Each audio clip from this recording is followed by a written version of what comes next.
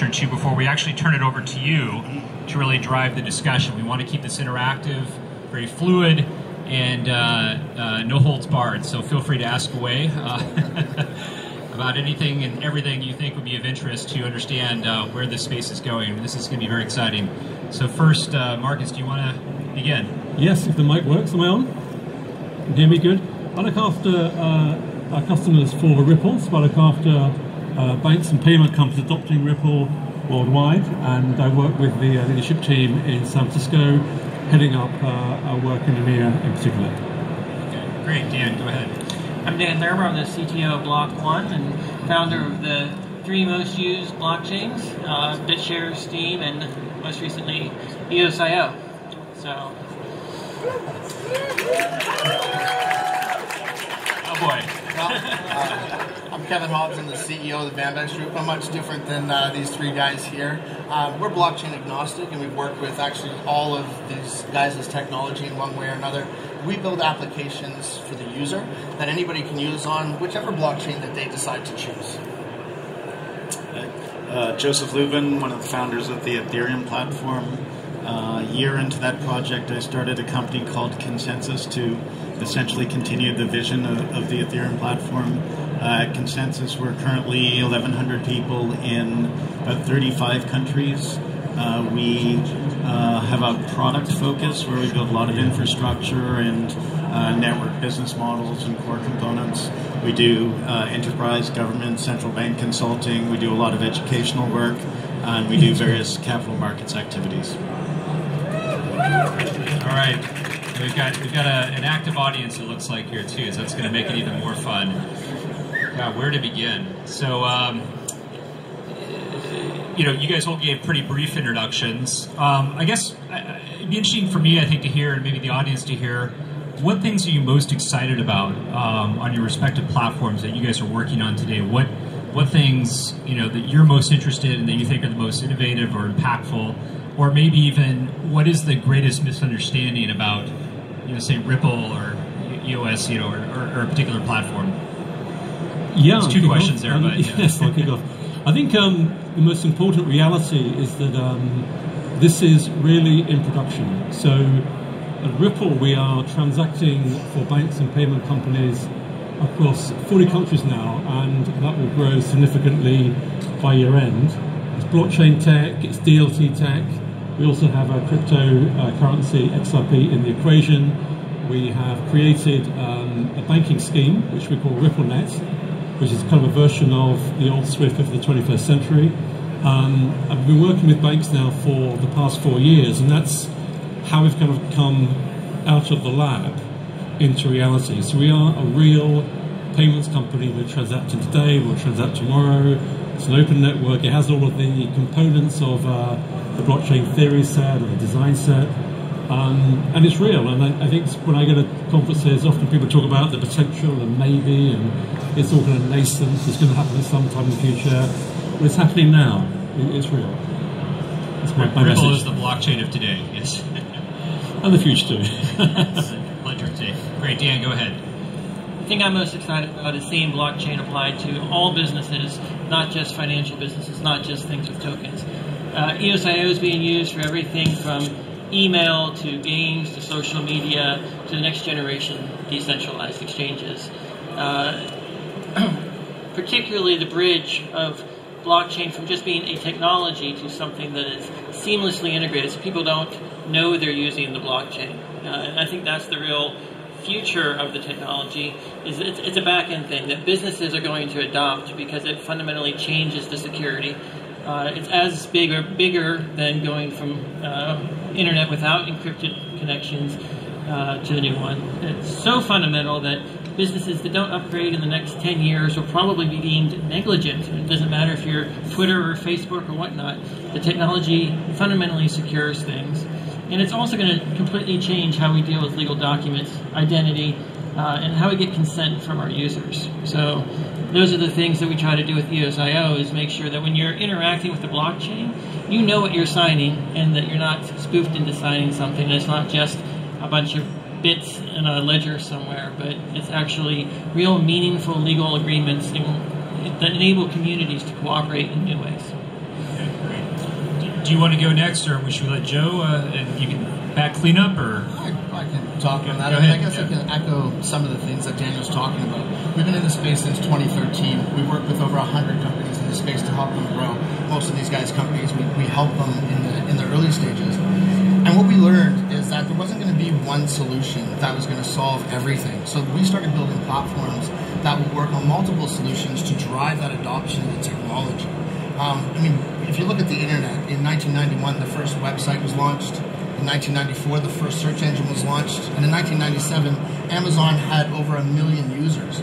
So in a decade, the internet went from an idea to an iteration that everybody could use, where that's what we're lacking in blockchain today. So I'm excited about the blockchains that are looking at driving that user adoption to the mass appeal of everybody who's in the audience today. Real quick before Joe goes, can everyone hear okay? I just want to make sure the audio is, it's a bit wobbly on a couple of the microphones, yeah? Yeah, I think your microphone's pretty good, Joe. Okay. I'll pass mine down for other people. I'll try to speak loudly. So big picture, what we're excited about is the ability to bring forth technology that will enable the world to build better systems for itself. The thesis is that we've built layers and layers of technology for thousands of years, but it's all been sitting on a pretty flimsy foundation. It's been sitting on a subjective trust foundation. We're moving from a world of top-down command and control hierarchical systems that set up rule systems, and those rule systems are enforced, sometimes well, sometimes capriciously. We're moving from subjective trust systems to automated trust. We're moving towards being able to build rule systems for our societies, for agreements between parties, for agreements among nation states that can essentially be guaranteed in their execution in agreements on blockchain. So the thesis there is if you're going to build these foundational elements, if you're going to move all of the native foundational elements like identity and money and government certificates and reputation and agreements into natively digital form, decentralization is very important. And so radical decentralization, where you have many tens of thousands of nodes that all can inspect the data on the platforms, can inspect the programs, can verify that the programs haven't been changed since you last used it without noticing it. That's the foundation that we need to build up layers and layers of infrastructure on top of. Okay, great. So why don't we start looking now to the audience here for questions. We want to give you as much of a chance as possible to interact with this great panel and really drive the discussion. Sure, go ahead. Please introduce yourself too before you ask your question. Hi, I'm Chris P. I'm part of the EOS London community and also in the banking community as well. My question really is around layer 1 and layer 2 technologies. Is that differentiation of layer 1 and layer 2 a real thing, or is it something we've imagined? And if so, what's the opinion of the panel on that? I think all layers are blockchains. So what I mean by that is when you have networks of networks, blockchains that talk to each other, layer 2 just means that, hey, I got another mini blockchain that's coordinating what's happening in the interim. And I think the future is thousands of private blockchains, potentially with public headers, that then you use inter-blockchain communication to prove what happened on the private chain to the public chain, back and forth. So there's absolutely going to be layers, but I don't think it's going to be one global, this chain rules them all. It's going to be many, many different chains that all peers to each other and they're all, coordinating to each other rather than layer 1, 2, 3. Yeah, so I agree with that vision largely, but I don't feel like all layers are blockchains. I think all layers are, say, decentralized protocols to some degree. We probably will have lots of blockchains at the base or foundational layer. That's where we will get the trust from, or the really rigorous trust from. But we need blockchains for trusted transactions, automated agreements, smart software objects. We also need decentralized storage, decentralized bandwidth, decentralized heavy compute, proof of location. So layer 2 technology involves things like state channels, which aren't really a blockchain. They can involve side chains, which are blockchains that get linked into a base layer. You can imagine via the plasma technology on the Ethereum platform linking in something that doesn't have a blockchain architecture via that plasma technology so that you could move tokens from that particular construct, could be maybe a SQL database, back into layer 1 of Ethereum for security. Great. I'm glad we got onto this topic early on, because I think a lot of people, of course, are wondering about the future and which protocols, which chains are going to survive, thrive. Where should you build on? What should you invest in, and so on. And maybe Kevin, someone who's using all these technologies, you could talk about that decision process and maybe even tie in what Anthony was talking about in terms of the commodification of the technology over time. Where should people be building? How should they be thinking about where to invest their time, their resources, and so on? Sure. Everybody here okay with this one? Okay.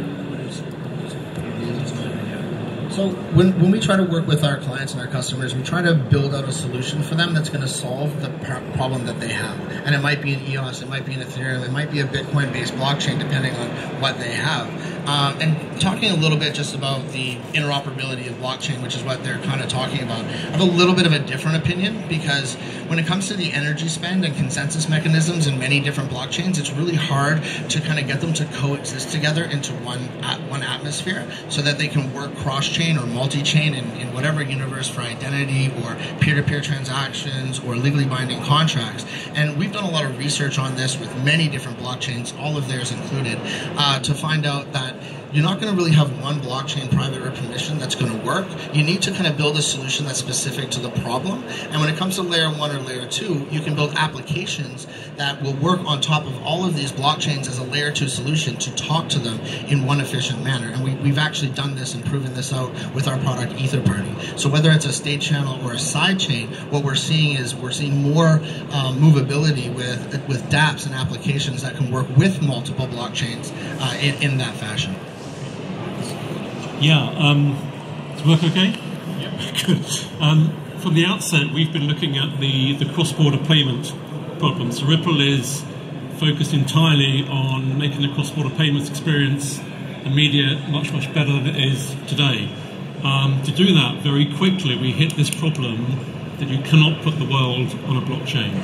So we've also been concentrating a lot on the question of how do you tie them all together. And an interesting model that we are really big fans of, that we've actually adopted, is the interledger model. And the idea is that you take the design of the internet for information and you kind of recreate that using cryptography in a kind of blockchain connected way.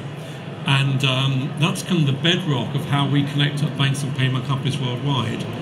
And it works because in the future, as in now, you won't jump beautifully to a blockchain world. You'll live in a very messy world with old technology, mid technology, blockchain legacy, blockchain new, and for certain there'll be thousands or millions of islands of information and data and value. So the trick is to interconnect it. If you can create an internet model for value or for identity, then you've really got something, because the open connectivity allows the apps to then connect across. And you're not worrying about level 1, level 2.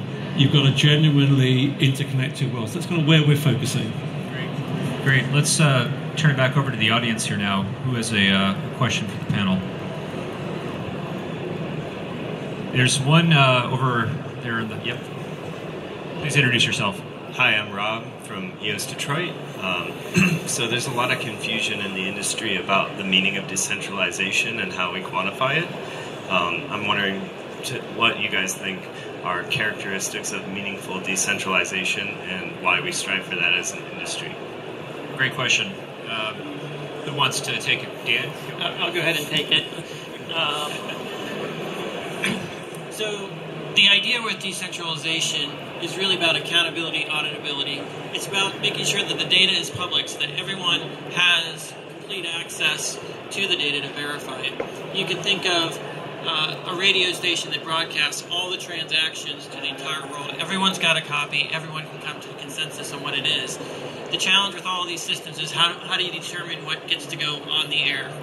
And in all the different protocols, on like EOS, Steam, and BitShares, you got 20 different people that take turns, equal opportunity to put something on the air, and they're elected by thousands or tens of thousands of individual stakeholders.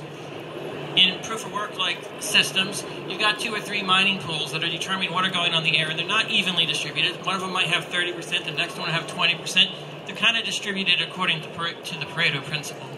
And they're the ones that are the DJs controlling what goes on the air. They're the gatekeepers. So that's centralization of the right to publish. And so that's how I would define decentralization, is making sure it's public, everyone has access to it. But we still have to come up with better systems to make sure that everyone has the opportunity to speak. But it's a scarce resource. There's only so much opportunity to speak on any given chain, and therefore it's probably market determined, so whoever's willing to pay for it. But that's the biggest challenge in decentralization. So I would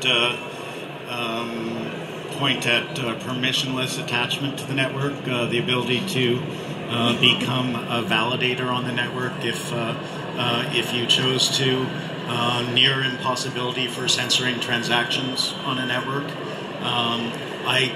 I feel like you should be able to inspect all the data. You should be able to be, you should have probably programs that are subject to consensus on the network, so that you can't, say, stand up a business model, a payment system, and then behind the scenes change the rules of the payment system and have all the validators still come to consensus about what the data is, even though people are unknowingly paying more. So having a small number of validators in control of a system sets up some vulnerabilities, in my opinion. They can collude. They can be known to state actors who could potentially censor their activities. They could be known to powerful, well-resourced actors who could convince them to process some transactions ahead of others, or censor some transactions, or do some other sorts of activities. It is absolutely true that we're in the very early stages of the blockchain era, and none of our systems are as well decentralized as we would like them to be. Proof of work is something that we chose on the Ethereum project because we knew we could make it work. We initially wanted to build a proof of stake system, but we were aware of edge cases from previous systems that we were concerned about. As we move towards proof of stake on Ethereum, it will be low barrier to entry. It won't burn lots of electricity. You'll be able to run it on a phone or a fairly lightweight device. Anybody will be able to participate, and so that sort of radical decentralization, that's the sort of trust infrastructure that I think a society can be more comfortable with. I think I can sum up my ideal decentralized platform in 3 points. Equal rights, equal votes, and full transparency. And that's what I think is meaningful decentralization. Yeah, I guess closing thoughts on that one. It's counterintuitive that Bitcoin is actually a very centralized network now. So to say the kind of the rocks that can seep into even the best designs is where the whole thing becomes very clumpy, and that's where these issues start to really kick in. So I think one of the strengths of a good blockchain network is one whereby you really can kind of like counter that drift towards over-centralization. And that's where you get a model that's much more viable for the long term. It's fair, it's open, but you've really got to think very differently about how you prove and how you manage that network to prevent that. Yeah, it's going to be an ongoing battle. It's going to be cyclical. There's a lot of value created. There's a lot of interested parties trying to capture that value. So what you need to do is commit yourself with full focus to ferreting out situations where centralization does develop, and build mechanism to make it much less easy to persist or develop further. My belief is that true decentralization is the free market. It's the ability to have lots of different blockchains competing with each other. because only the market is open entry, anyone can enter into it. It's very difficult to censor because someone just starts a new chain. So having many different blockchains, each operated by different groups, all competing to earn the trust of the users. It's the competition to earn trust that will drive value, and competition that keeps people honest, and that's the ultimate decentralization. Having any one platform rule them all would be centralized in its own right. Yeah, that's a good point. So decentralization can apply at so many different levels. We can have decentralization of transaction validators, of voters for validators, of the money itself or the tokens itself. We can have decentralization in these open source platforms where we loved on the Ethereum project the idea that anybody could come along and fork our code or even fork our actual running platform, and you know, if they have a philosophical difference, maybe they think immutability means something different from this group thinks that it means, then they can take a running system and fork it, thereby decentralizing it. So we felt that the ability for anybody to come along, make improvements or turn it in a different direction because they're following different philosophies would A, keep us honest, but B, enable us to explore the solution space a little bit more widely. Right.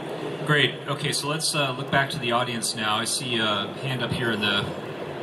Let's go with someone who's closer to Irene here. Maybe. Here we go. Actually, can we have there's a woman who wanted to ask a question. Let's... Thank you. Thank you, yes. My name is Julia. I'm from Tokyo. I just wonder, recent drastic price drop of the Ethereum, I have a lot of Ethereum. 80% of my portfolio is down, so I'm really concerning my situation. Do you have any advice for this? Should I just hold it? Oh boy.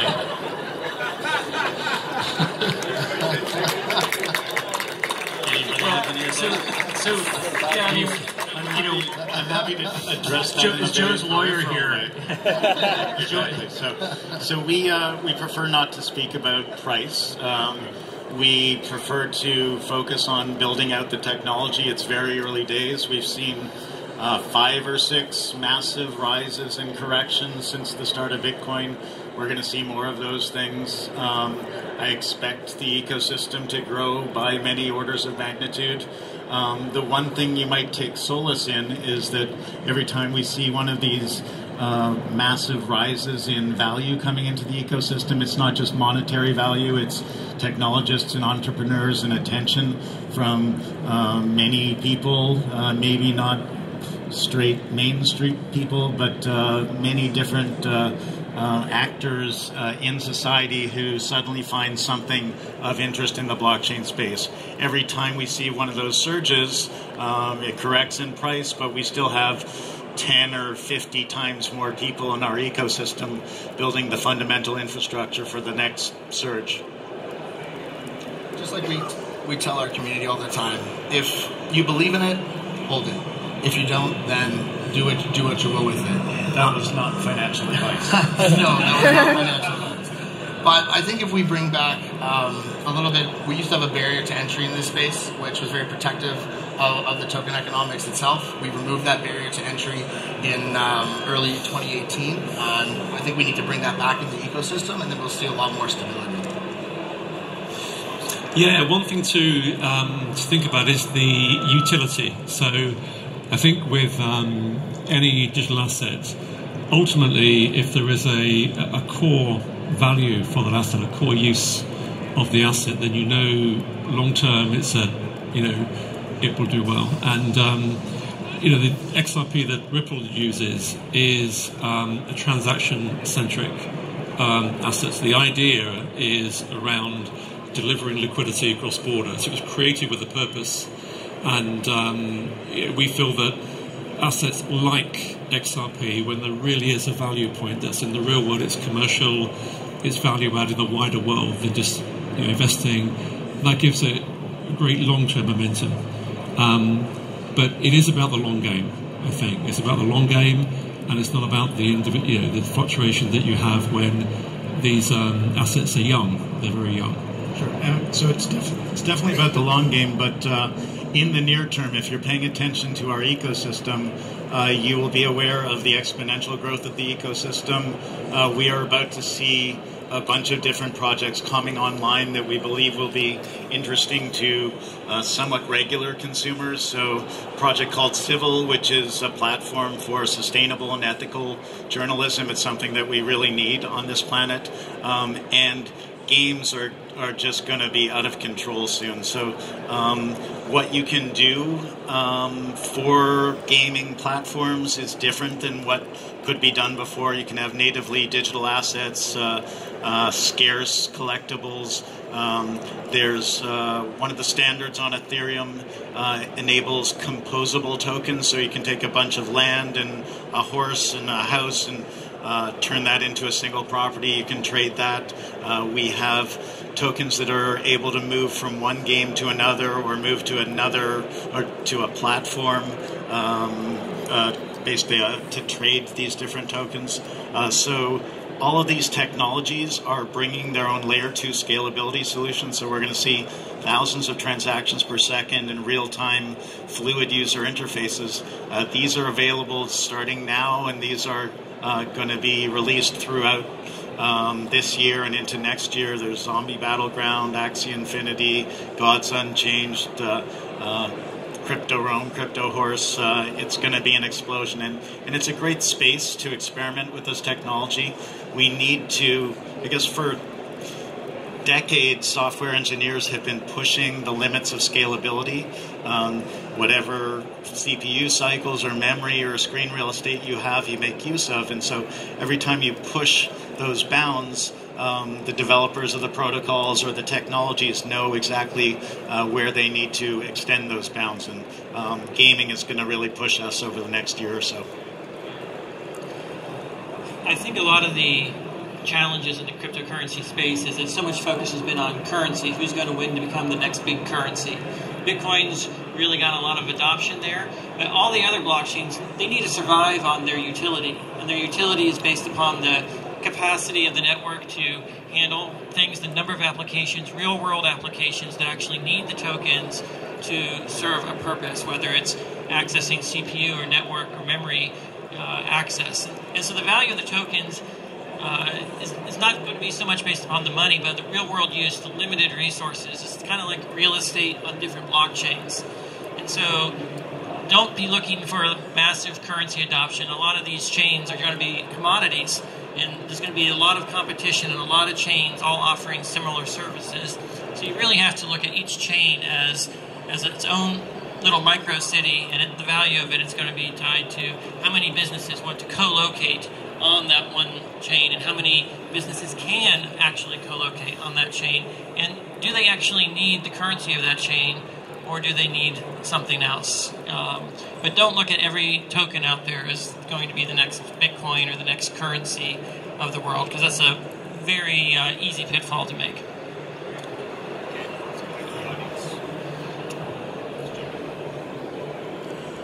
Hi, Tama Churchhouse from Hong Kong. One could argue that for the past couple hundred years, the majority of entrepreneurial capitalism has been built on the idea of a limited liability corporation.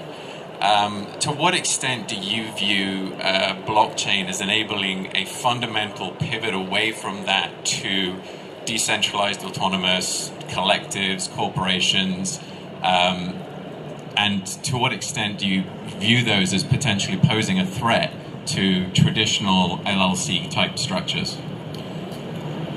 I can have a start. I think I'm with you. I think we're looking at a major shift in how we organize ourselves, and what's happening is, for the first time, technology is not being used to automate what's always been done. Trade, for example, is automated, trade finance, but it hasn't changed since the Medici brothers. Very, very, just echoing? Yeah. Like a swap and use this thing? Let's try that. Maybe. So the world today, we've automated what has always been around. I'll get there in the end. We've automated what's always been around. We haven't really changed how we are organizing. We've been chipping away at the edges with internet banking and app development, but never really attacking the center.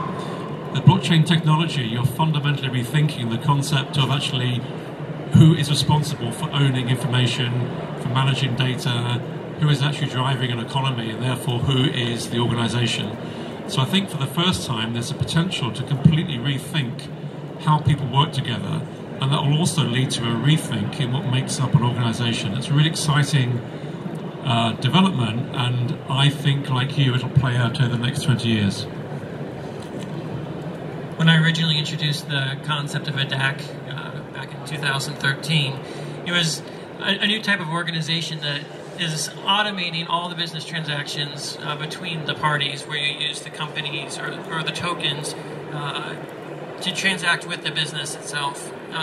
It's fundamentally different than other corporations because it doesn't have any. It's not managing assets on other people. It's not creating liabilities. It can't borrow on behalf of all the token holders. It can't own assets on behalf of all the token holders. It's self-sovereign over its own data, and that's a new type of organization that has a lot of potential because it's just information and economics and incentives among a group of people. When it comes to the new kind of LLC structure, one of the things that I look at is how is it going to be governed, how is it going to be regulated, and how are we going to agree on that? So I think it's still nascent to think if like something like a DAO, which we've seen the problems with that in the past, is going to work where we are today. I think that we need to take baby steps to kind of work with our traditional centralized systems to build out what could be a decentralized model sometime in the future. Yeah, so I think that we're going to see a revolution in how tokenized securities are built, and I think that's going to bring profound transformation to existing structures. So there are platforms like Meridio and Harbor that are enabling tokenized securities, whether they're real estate securities or other kinds of equities. There are bonds. I think Daimler-Benz and World Bank and some other banks are releasing bonds on Ethereum. The advantages are that you're not going to have double issuance. You're not going to have 140% of Dole shares being voted. You're not going to have naked short selling. So it'll be a much more trustworthy infrastructure, but I think the real value is liquidity.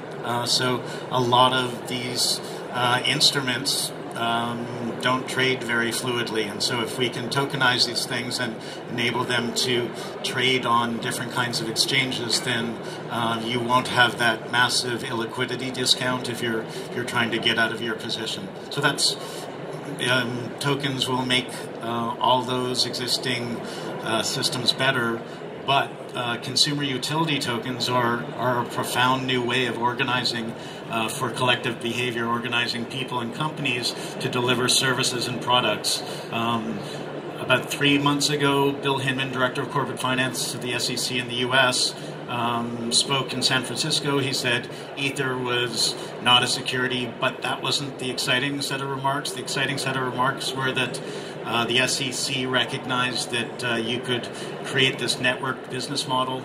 You can, using mechanism design a token that, if properly architected, could incentivize people to share their resources, to inhabit different roles on this network business platform. And if you structure the token properly and if you market it properly, so you don't sell it in enormous quantities to speculators, you sell it to people who are in some way obliged to use it or constrained to use it, then that would be a clean consumer utility token, and the SEC wouldn't consider that a security. I think that business model is going to enable us all, as we move from the Web 2 world to the Web 3 world, to have greater agency in these kinds of ways of delivering value.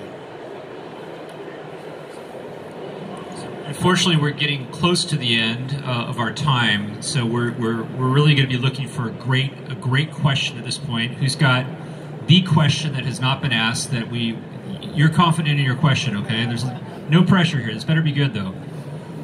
Hello, I'm Abel. I work for Consensus Asia. That was really bad. So bringing you back to the price question around someone losing ETH. Go ahead and raise the microphone up a little more. Can you hear me now? Yeah, that's I think price is the least important discussion to have. I completely agree with the sentiment that we should be focused on building applications and infrastructure to enable this decentralized world. And so, in your opinion, guys, what do you think of the applications or use cases that we're all missing, that people are not building and just should be more focused on, essentially? Why don't we just start here? Go down the line. Wow, you seem to have the answer. I'm still thinking.